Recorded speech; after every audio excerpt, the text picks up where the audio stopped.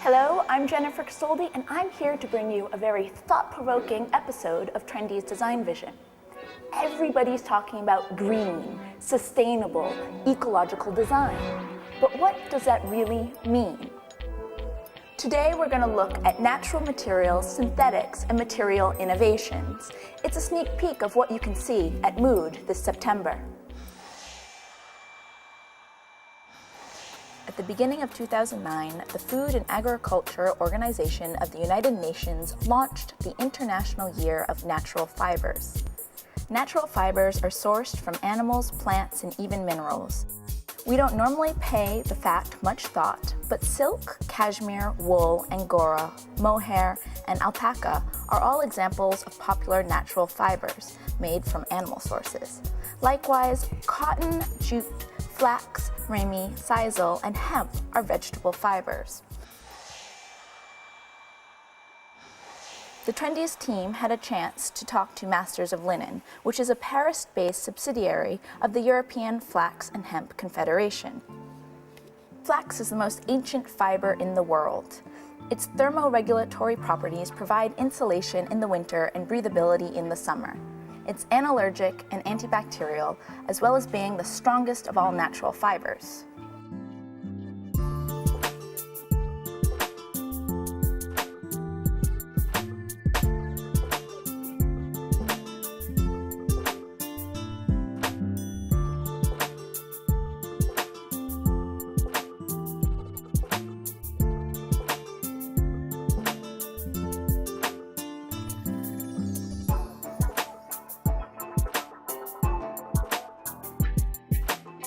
I'm pretty excited to check out the Linen Dream Lab, which is going to be launched at Mood this September.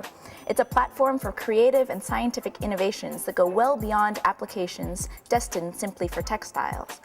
Take, for example, this table. This is made from linen.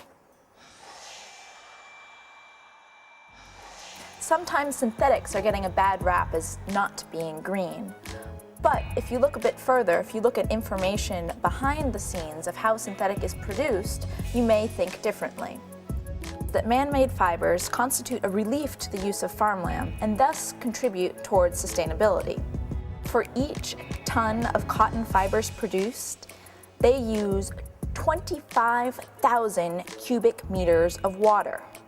And that's primarily for the artificial irrigation of the cotton fields. For example, the manufacture of polyester only consumes 4 cubic meters for 1 ton. For the manufacture of 1 ton of wool fibers, the average requirement was an area of 67 hectares. It takes 1.3 hectares of agricultural land to obtain 1 ton of cotton fibers, whereas man-made fiber production requires no agricultural land.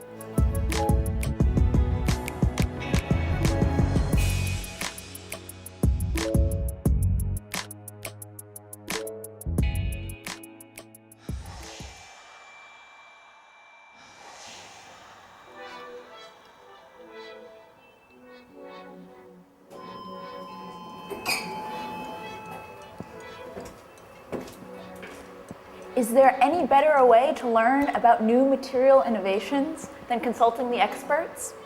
Let's go meet Elodie from Materio.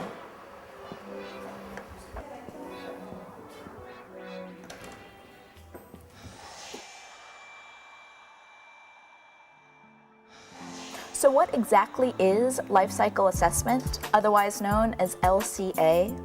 An LCA is a cradle-to-grave approach aiming to assess the environmental impacts of a product over its whole life cycle, from raw material extraction to waste treatment via manufacturing, transport, and use phases. An LCA quantifies the consumption and emissions of materials and energy in each stage of the life cycle. Once you've said that there are no such materials as sustainable materials, of course, you still need to show something. So there are things that are linked to the question of sustainability, such as recyclability or recycled stuff or things that are using renewable resources, that may be better than others, but sometimes it's dangerous, and sometimes something that is using renewable resources can be worse than something that is using oil, for instance. So you have to be careful. You have things that are recycled, such as, for instance, this panel that is made out of mobile phones. So once you're done with your mobile phone, you can make something like a furniture with it if you want. And there's this English company called Smile Plastics that is specialized in recycling any kind of plastic stuff that you can imagine.